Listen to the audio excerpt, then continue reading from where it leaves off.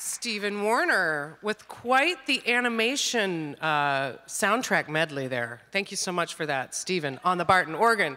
Yeah, a wonderful man. Welcome all to the Penny Stamps Distinguished Speaker Series. Today we present artist, animator, musician, and arbiter of spectacle generally, Clyde Petersen. A special welcome, I know we have a couple folks in the house today, I have heard tell, followers of Clyde's here from Bloomington, Indiana. So howdy, Hoosiers. A big thank you to our partners today for making this event possible, the Ann Arbor Film Festival and the Institute for the Humanities and Michigan Radio 91.7 FM. The Ann Arbor Film Festival is fast coming upon us, folks. The festival opens March 26th. The program will be announced online on their website this weekend, aafilmfest.org. So be aware and be prepared. We have Marin and Cameron are out in the lobby. The Ann Arbor Film Festival has an info table, so you can get all of your hot off-the-press information. And they have quite a few opportunities for folks, too. For students, particularly, they have summer internships that you can sign up for. They also are seeking volunteers to volunteer during festival week here at the Michigan Theater, for which you will get some free tickets or passes depending on how much you volunteer. So you should definitely go talk to them about that. And then, of course, there's also membership opportunities where you can get your festival pass and discounts, and they have some special events, member-only events as well. So do visit Marin and Cameron in the lobby. Join us here next Monday for a special event. We will host Sir David Ajay. This is important. Please do take note, as this is a pre-reschedule, as it's earlier by almost a month, 3 weeks, than its original scheduled and published date. So Monday, this coming Monday, February, I can't even think what the date is. I think it's the 25th. February 25th at 6 p.m., also not our normal start time. So February 25th, Monday, 6 p.m., Michigan Theater, David Ajay. Tell your friends, make sure they know, especially if they have any interest in furniture, or design, or architecture, because otherwise they might already be planning for March 18th. But it will be Monday. And then next Thursday, as we do not have our regularly scheduled event here, I have a backup plan for you. You could, if you're missing being at a free talk, go to Philip Tenari on Chinese art and its global context. That will be at 6 p.m. at UMA, or the Museum of Art on State Street in the Helmut Stern Auditorium. So backup plans all around. We'll see you again here for another Penny Stamps event after Monday on March 14th, as we are taking a hiatus for the break. We will have our regular Q&A today in the screening room, so join us directly following. You can ask Clyde questions. Please do turn off your cell phones. And now for some words of introduction to our guest, an artist and animator in her own right, Stamp School professor Heidi Kumau.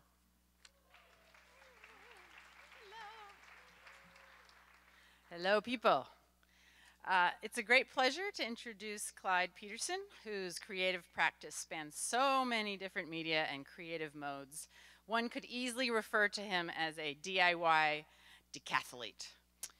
His DIY punk rock approach to art making spans, as you heard, filmmaking, documentary and experimental, animations, music videos, large-scale installations, and he plays in at least 2 different bands. He tours his music and films across the U.S. and internationally, Japan, Denmark, Europe, and hosts Boating with Clyde, a digital interview series that takes place in a rowboat on the waters of the Puget Sound. He's also currently developing an experimental animated film about the Seattle gay cruising scene before AIDS, as well as another film that he's shooting on Super 8. Firing on all cylinders doesn't begin to describe it. I first learned about Clyde's autobiographical animated film, Torrey Pines, 2 years ago when I was researching stop-motion artists to invite for my animation class.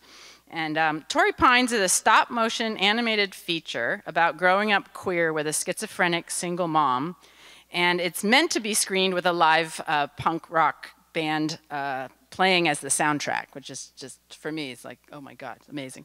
So did you get that? Like a stop motion animated feature That means made from thousands of hand-drawn paper cutouts and puppets that are shot one image at a time. That already, like, okay, blow your mind there. But it's also about growing up queer with a mentally ill single parent. So there's just so much, it's so rich. And so when I learned about the piece and about him, I felt like I'd hit the animation jackpot. It's beautiful, it's profound, it's visual, it's accessible, and it's an incredible story that's never really been told. And then the other thing is that the animation and film production world is extremely male-dominated, which not only defines the workplace that work happens in, but it also defines the type of stories that get told and don't get told. And Clyde's work is the perfect antidote to these limitations. Yesterday, he came to my class and he offered the students some wisdom, which I will share with you here, about getting started as an animator and as a musician. He said, "I didn't wait for the venues, museums, or galleries to contact me. I initiated my own national tour." His DIY approach has served him well and is something we can all learn from. Don't wait for the perfect opportunity or invitation to make your art. Make it happen. Please welcome me in welcoming Clyde Petersen.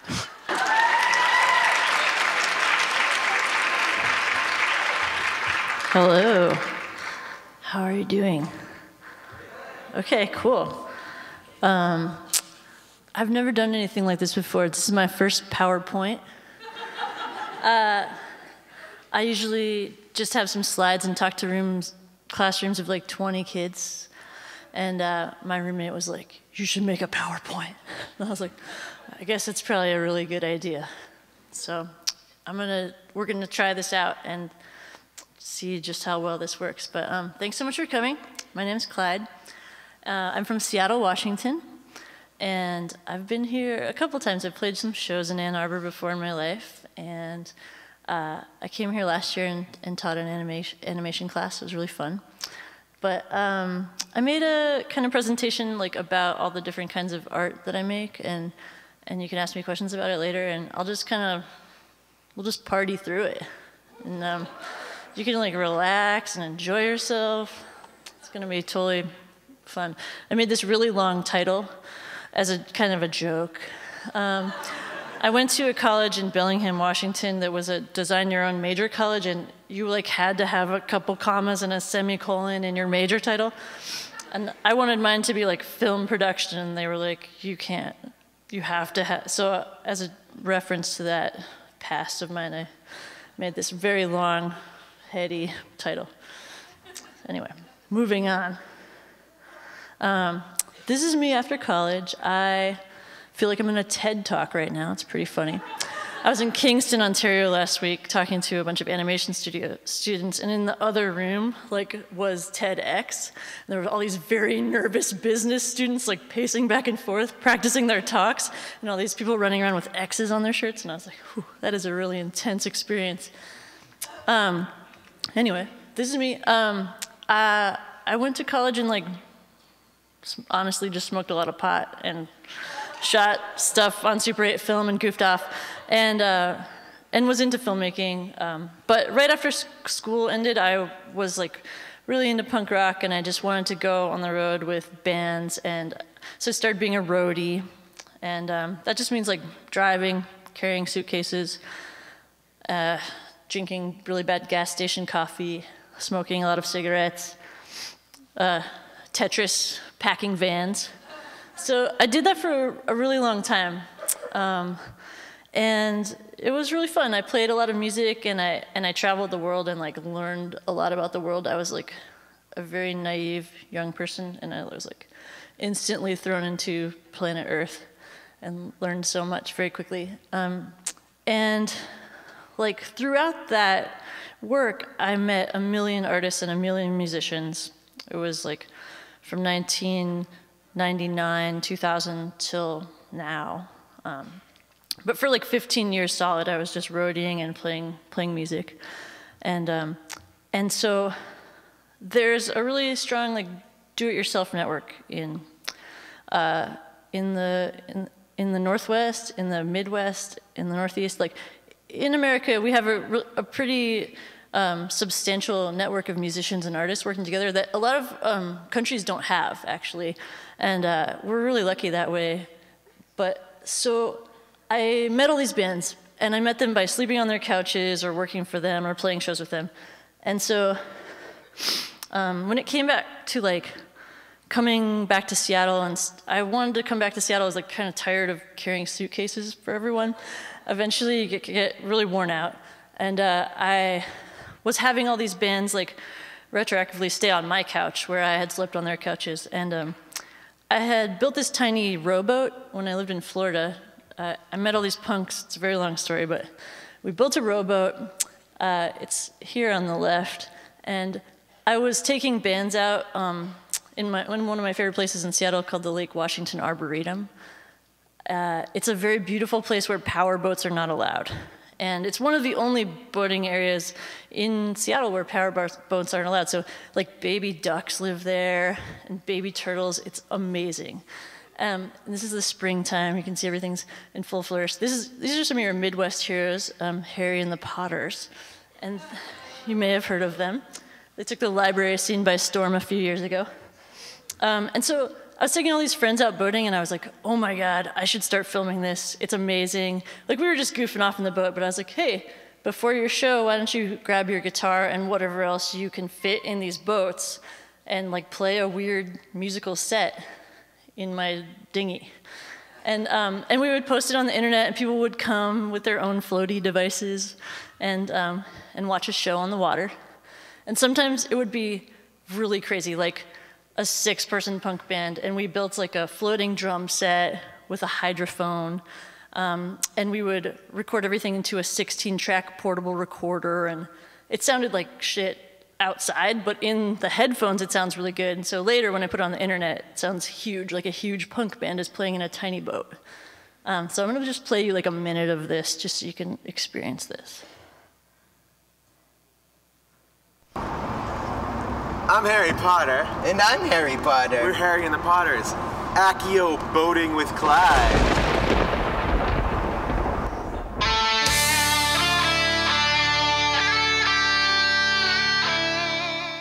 Welcome to the show. You're watching Boating with Clyde, and today's special guest is Harry and the Potters. Thanks, Clyde. Hi.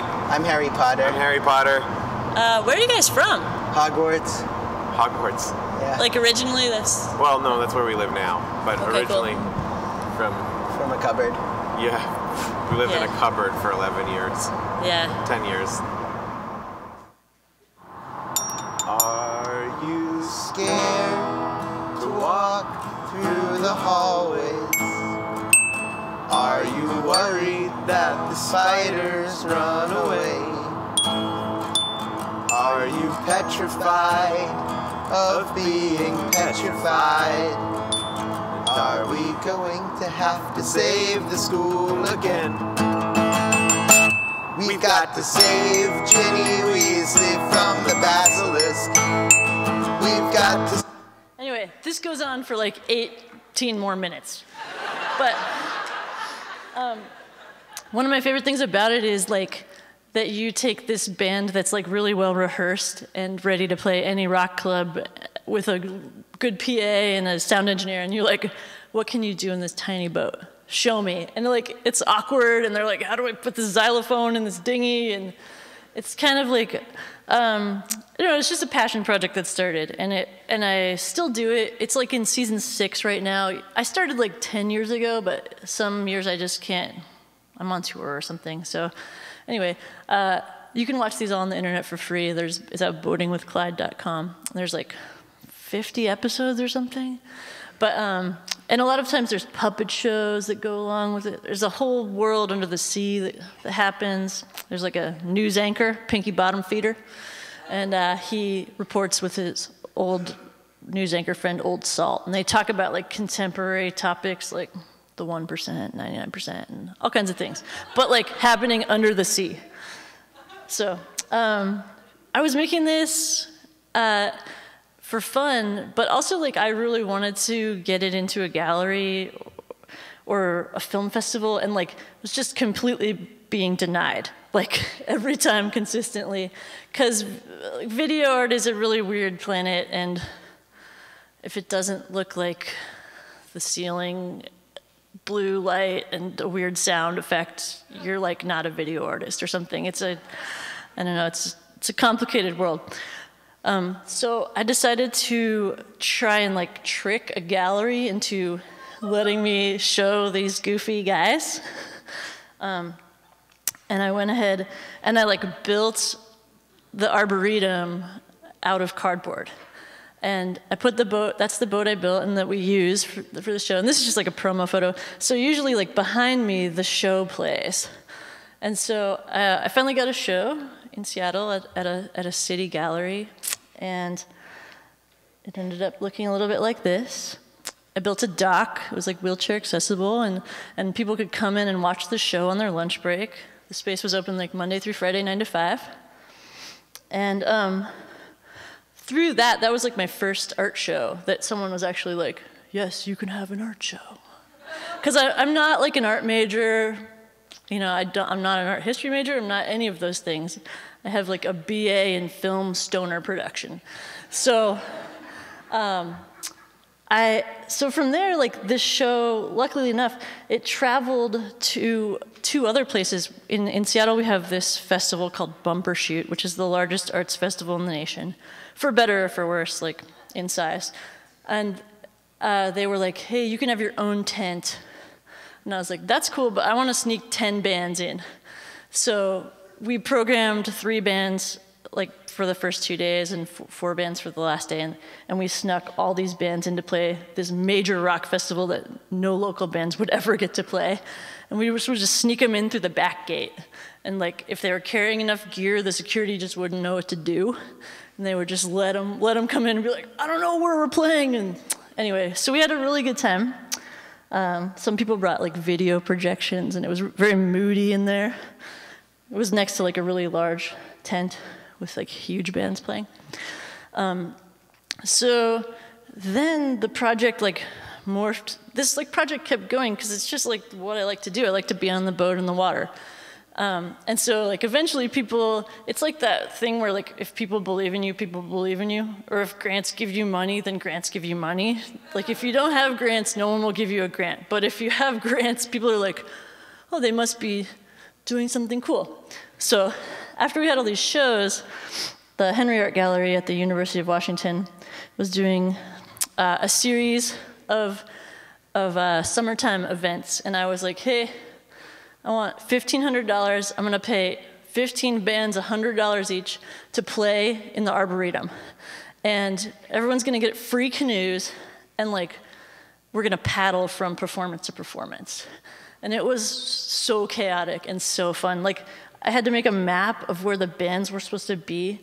And some of them just didn't end up some people ended up on like the Beaver Dam and stuff. I was like, oh, it's not the right place. But anyway, so about 400 people showed up in their own floaty devices and in the free canoes. And we went from dock to Beaver Dam to like, there's a freeway in the Arboretum that ends that like never was finished.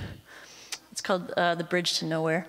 And it's a great, it just got torn down, but it was a great punk rock show spot.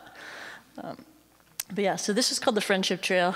And if you ever want to do this, I got this idea from my friend in Anacortes, a musician named Carl Blau, and he would do this every year in the summertime. They would have a big music festival, but before the festival, when everyone was arriving, they would have the Friendship Trail, and bands would be set up all over town, and it would be a great way to show people your town. And you'd start in one place, and you'd all meet up. So originally, it was a walking tour of a small town, which you could totally do in Ann Arbor. And people have taken this idea and done it in other places, so highly recommend it. So I'm going to skip over to some new stuff now. Are you guys still okay? Okay, cool. Sweet. I'm going to show you my like animation movie reel because I'm primarily an animator by sport or whatever, blood sport to pay my rent. So I'm just going to play you my reel, and this is just like 20 years of like animation clips.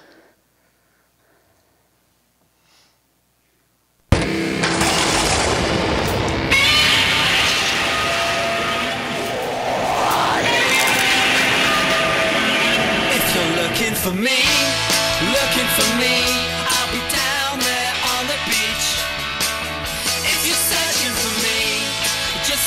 dream, I'll be somewhere out of reach.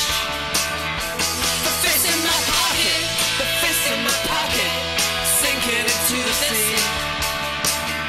If you're looking for me, if you're looking at me, I'll be down here on the beach. I remember, I forget, the family I called my friends, feeling high in western sky to be the bold against the shy, full of fire and midnight cries when you feel the same as me, but you don't know what it means. Takes a lot to be that dude and drive that long and sing that loud and be so hard, touch so soft and feel so much and dream so bright, kiss that fast and wait so slow, never die, feel alone. My baby's sitting at the bar, she reaches out but I'm too far. It's been blown up in his car, torn his life all up too far, and I can't take it anymore. I can't take this anymore. I can't take it anymore. And if you're looking for me, if you're looking for me, I'll be down there on the beach. If you're searching for me, just like a dream, I'll be somewhere out of reach. The fist in my pocket, the fist in my pocket, sinking into the sea. If you're looking for me, if you're looking for me, I'll be somewhere out of reach.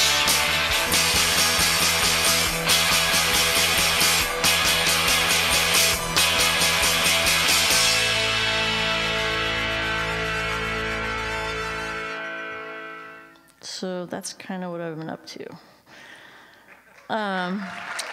Yeah, I'm feeling really excited about that reel. It's like brand new and just it's fun to like be like, whoa, that was my life.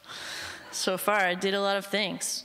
I'm gonna talk about a couple animations really quick. But this is a shot from an animation from 2010. I made a music video for this band called The Thermals. They're an indie rock band from Portland.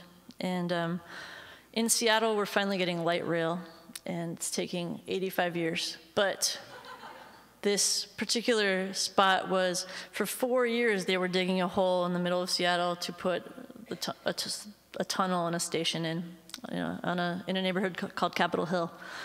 And surrounding the hole they were digging was a giant red wall, which they divided up into sections of 40 feet and gave to artists to work. And I'm part of a group called Seattle Experimental Animation Team, SEAT. And we got the wall for 4 years. And everyone in SEAT was like, well, you're crazy. Why don't you try it first? And I was like, okay. I like chaos. I embrace chaos, so I'm in. And so I decided to paint the wall with chalkboard paint and animate with chalk on it for 6 months. And so one of the challenges of this wall is it like faces north-south, and so you can only animate on it when the sun is hitting on it, or you can only shoot when the sun's hitting on it. So from like 7 a.m. till noon, you can animate. And also it rains in Seattle all the time.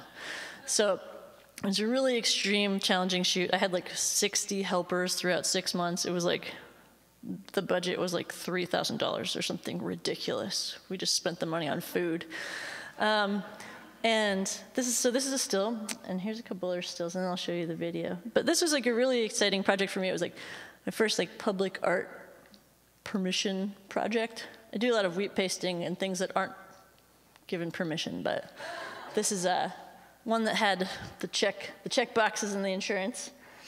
And I'm gonna show you this video now, show you how it turned out.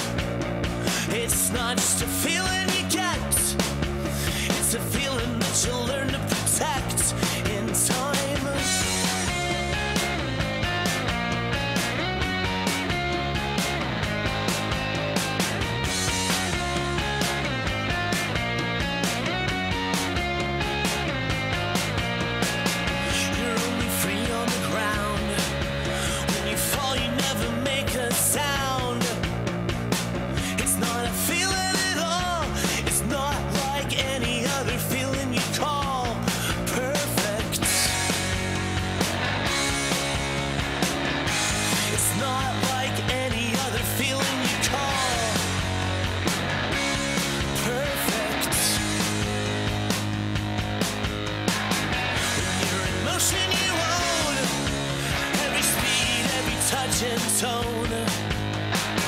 It's not a feeling at all. It's not like any other feeling you call perfect.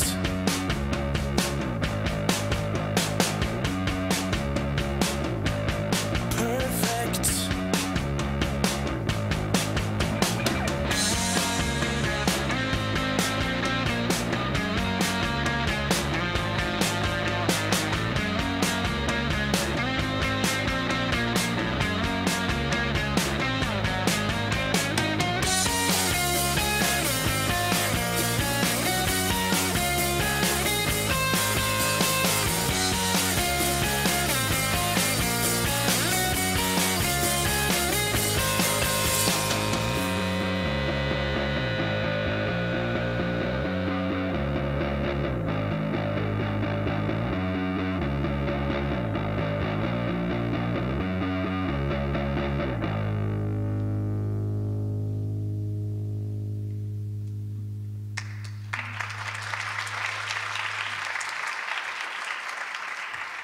These are some behind the scenes footage that we shot on film just for fun when we were shooting.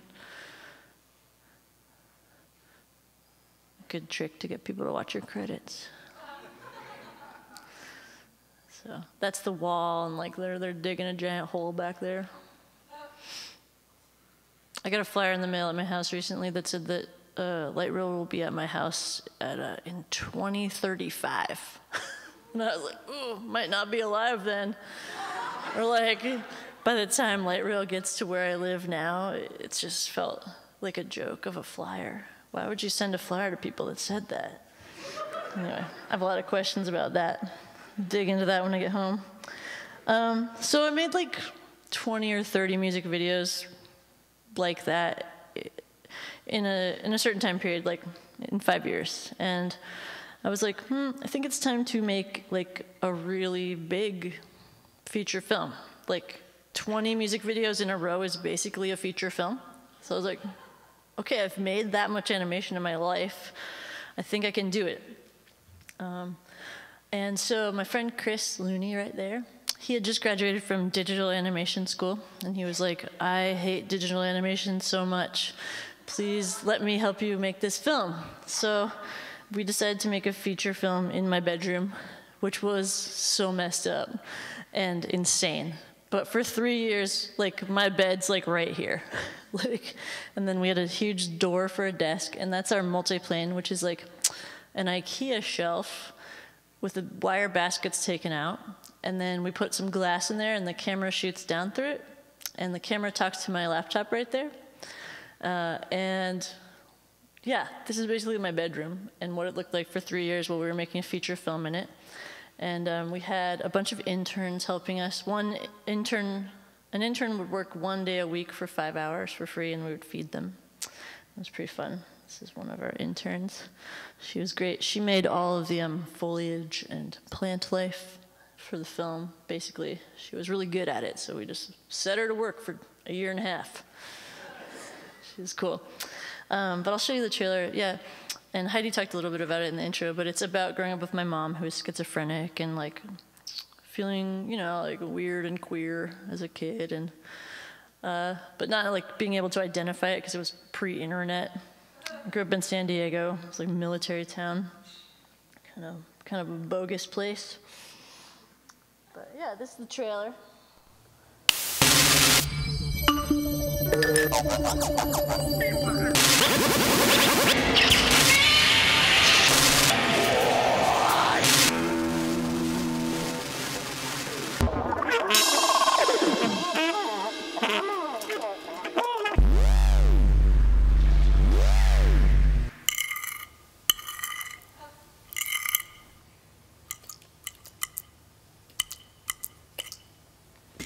Blech.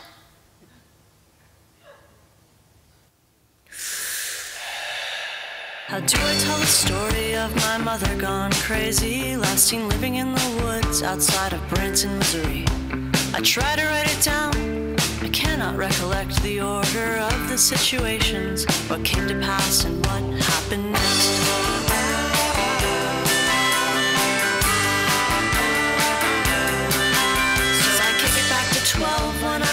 was a smaller kid with some pigtails and some candy and a box of bunny rabbits, living in a shitty surfing shack in Del Mar, California, dumpstering boxes from Circle K so I could build a fort.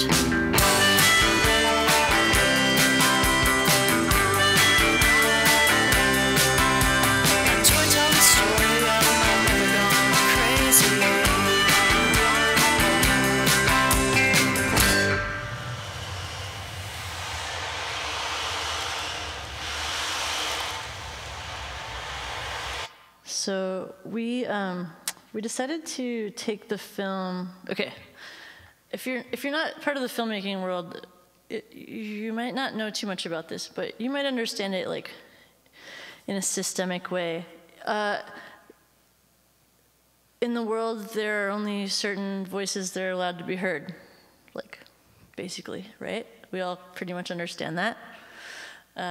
We probably know who they are, in America at least. And film festivals like function in both like highlighting that problem and like keeping that problem going. In like that most film festivals, you know, the juries are mostly white men, and like a lot of the films, most of the directors, like I think Sundance this year had 30% women jury, which was like a huge deal. It was like insane that like 30% of the jurors were women. So I'm gonna press play while I show you this. This is a slideshow from our 2-month tour, which I'm gonna talk about right now. So basically, instead of waiting for like someone to give us permission to show this film at festivals, you know, we kind of like weighed our options, and we decided that we would just premiere it locally in Seattle at the Seattle Queer Film Festival. They had already helped us with our fiscal sponsorship, and we decided these are my bandmates. We decided to just book the film like a band, like we would already do. Like we booked our band playing a show with a film behind it, and so we called up all of our friends. We were like, hey, we're trying to book this 2-month tour across all of North America, a bit of Canada as well, and we want to play live music in front of a film. And we ended up playing in like the wildest places. We played in like dank punk clubs and basements. We played in very fancy museums. We also had a lot of really good adventures. Like every day we went to Willie Nelson's golf course. That was a real highlight. We met Wayne White, who's one of our heroes. And yeah, we played in all of these crazy places. And it was like, if we had waited for a film festival to like say yes, we'd still be waiting. Because the film is not like your average film. It's like a weird stop motion animated handmade film about a transgendered teenager and their crazy mom. Like, it's not like the story that like Hollywood's selling. I mean, they're trying to sell that story, but like in a very condensed way, separately. And so that's just like a very brief look at that insane project that has taken up like the last 5 years of my life. And I have DVDs of it if you guys want to get one. They'll be at the other place. But I'm gonna keep going. Are you guys okay still? Okay, sweet. You're doing really good. All I see is darkness. It's great. So I think you're probably starting to see that like all of my life is like, it's all wound together. Like touring is wound up with film, is wound up with music. They're all kind of intertwined. Like the people who played on Boating with Clyde set up shows for us. Like we had really crazy experiences. Like Kelly Deal from the Breeders set us up a show, and it was our roadie. And we were like, what the fuck? Kelly Deal is our roadie today. She was like, where can I put your guitar cases? And we were like, we're dead. Okay.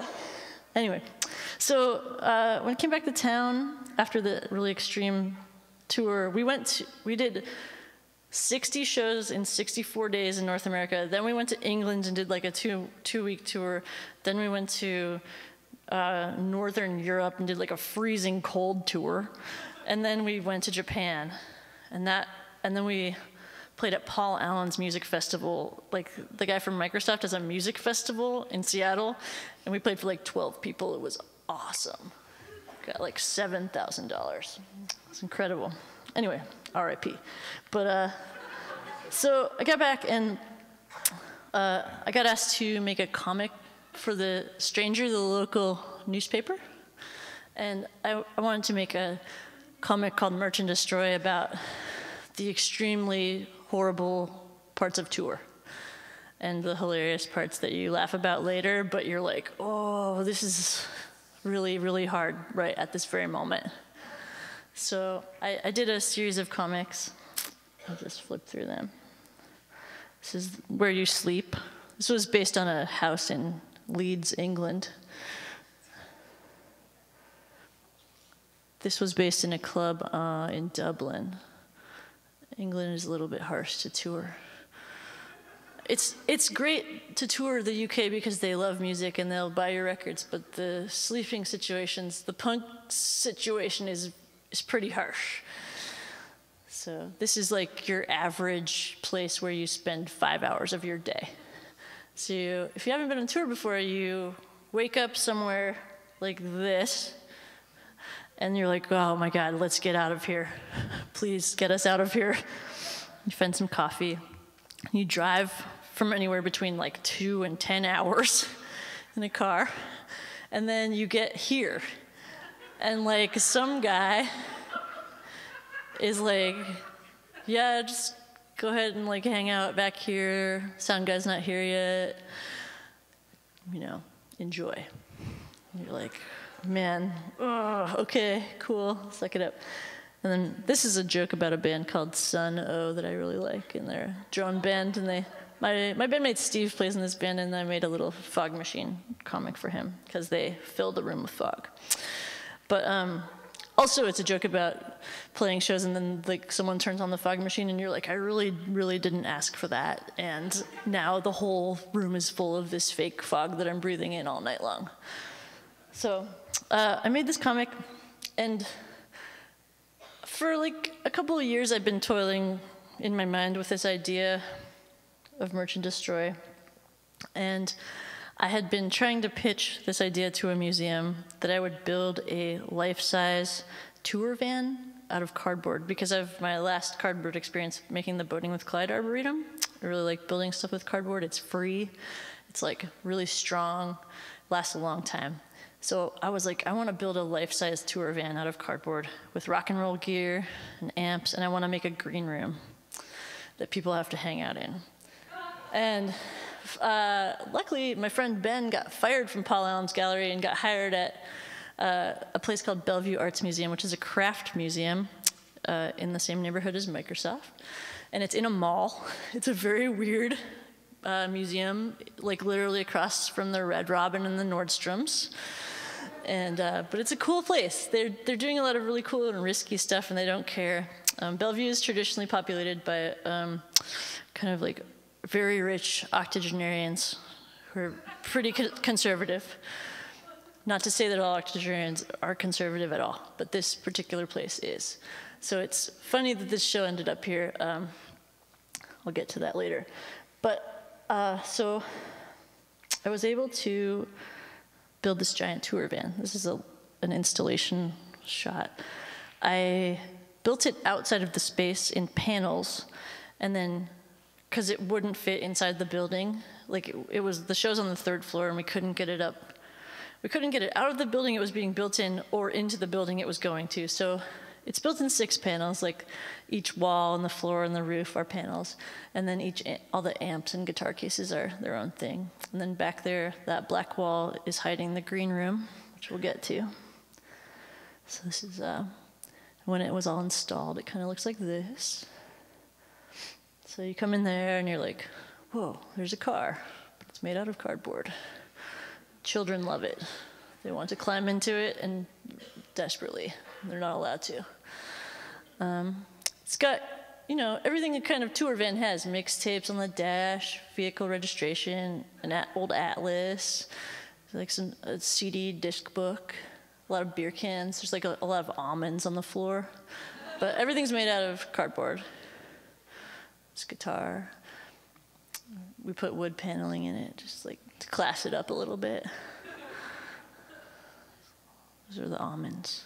That was the funnest part. I was waiting till the very end to make the almonds. I was like, the van will be done when the almonds are done. Backpack.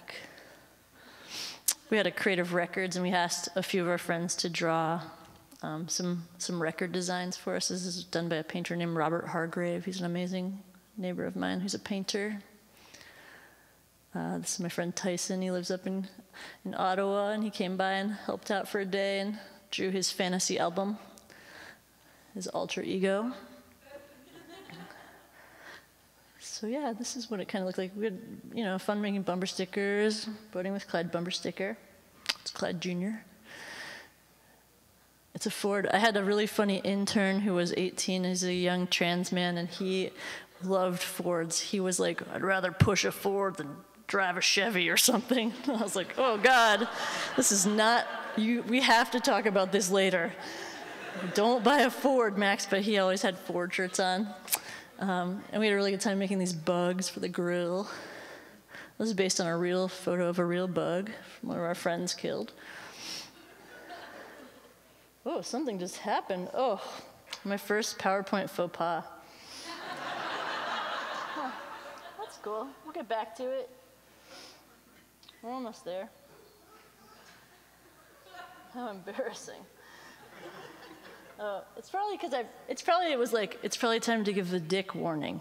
Okay, so there will be some drawn penises in the next portion of this show. Just if you're faint of heart, this is a good time to, they're not that bad or anything. They're not scary or weird. They're just, this is the green room that we built, that people can hang out in. And it has had a lot of very mixed reactions at the Bellevue Arts Museum. People are like horrified of it. And like, I just wanted to build it because I wanted to like show the world what like musicians and artists have to live with. Like, this is like misogyny and patriarchy. Like, that's it, that's the bottom line. Some like chips, a lot of like really offensive stuff, and you're just like, this is just like normal for me. Like, I just hang out in these rooms all the time with like dicks saying stuff to me. It's pretty weird. Like, once you start to break it down, you're like, okay, cool.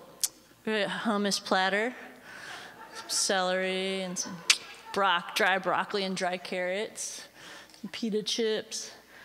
But yeah, recently on Valentine's Day, so speaking of like offensive things, the Bellevue Arts Museum, they're really going for it. They kind of are like reimagining their museum. The museum was kind of in decline for many years. And so they posted this from the show, and I was like, whoa, they are going for it. Like, they don't give a fuck about their audience. Like, I would be really scared to post this if I ran a museum. I like Whitney Laurel at the bottom. She was like going hard. And I was like, whoa, I didn't even draw this. Like, my intern Max drew it. He's a teenager. But we had some really good conversations on Instagram. My favorite one is Whitney Landerson's tag, Eyes Wide Shut.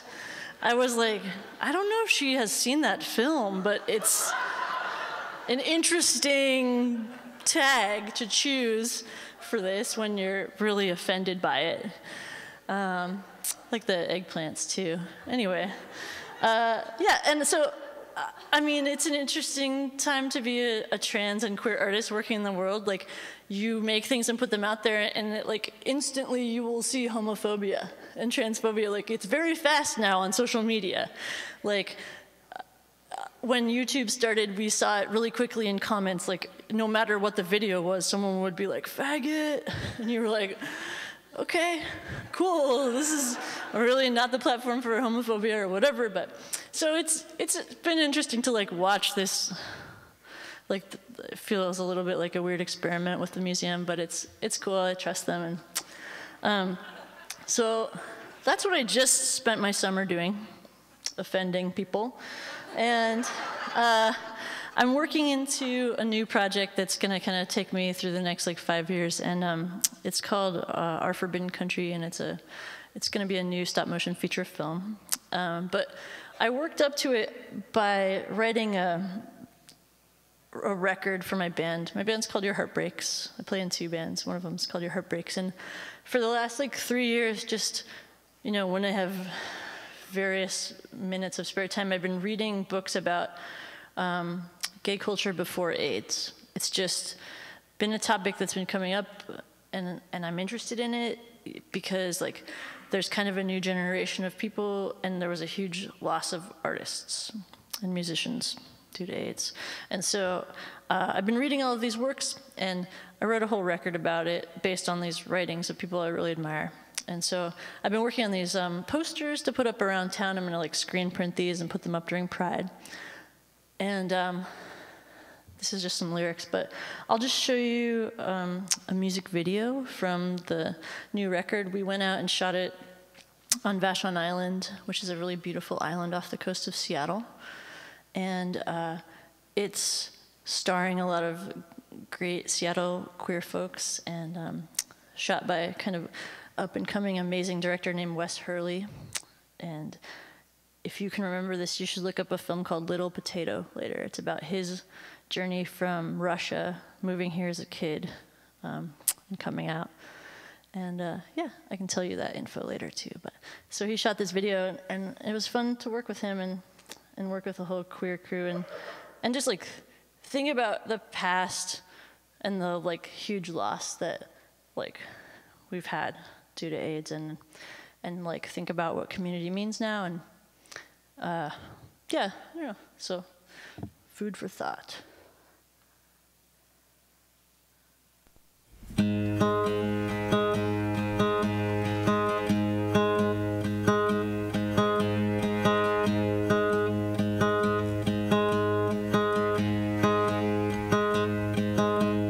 Before the plague, before the rage, before the body count, angel-faced young men of summer gathered on these shores. Women loving, women in sunlight, a salty kiss on sandy skin, lovers' limbs entwined. Past the breakers, sick with hunger, our forbidden country. Past the benches built for lovers, our forbidden country, our forbidden country.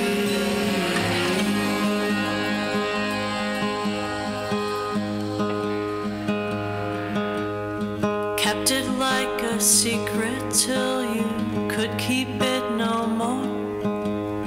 Found love in a subway station, pressed against the bathroom door.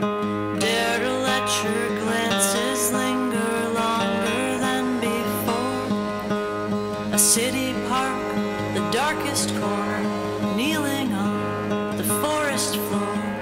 Past the benches built for lovers, our forbidden country.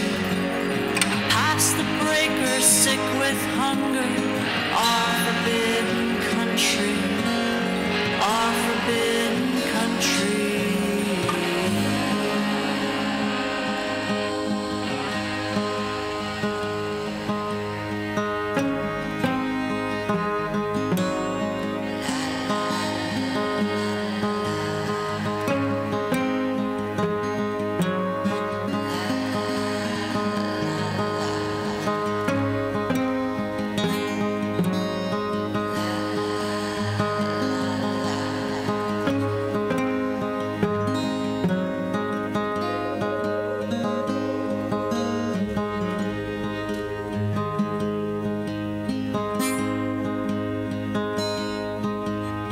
Once a lover, once a fighter, once a fierce, unruly queen, now carried through the streets, her mortal body's but a dream. No liberation, liberation without memory. Buried deep in our endurance, our collective fury. Past the front doors to the alleys of our forbidden country. Past the marchers' angry rallies of our forbidden country. Past the benches built for lovers of our forbidden country. Past the breakers sick with hunger, our forbidden country, our forbidden country.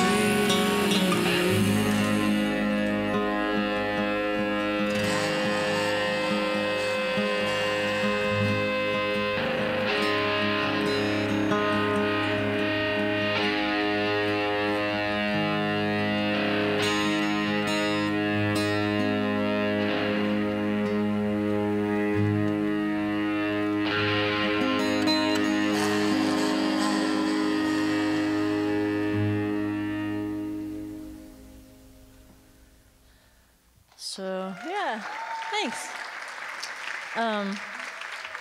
It was really crazy to shoot that video. We had to climb up like this very tiny mountain on the island in drag, and Ade was like, the woman in the dress was like, this is the most makeup I've ever worn in my entire life. And she was like hiking up, and her wig was like huge and getting stuck in trees. It was a very intense shoot, but it was really fun. That's about it. That's all we got for you. But I hope you enjoyed yourselves, and thanks for having me. It's been a real pleasure. Thanks for bearing with my first PowerPoint, and thanks to Stamps. Okay, maybe see you at the Q&A in the small room. Cool.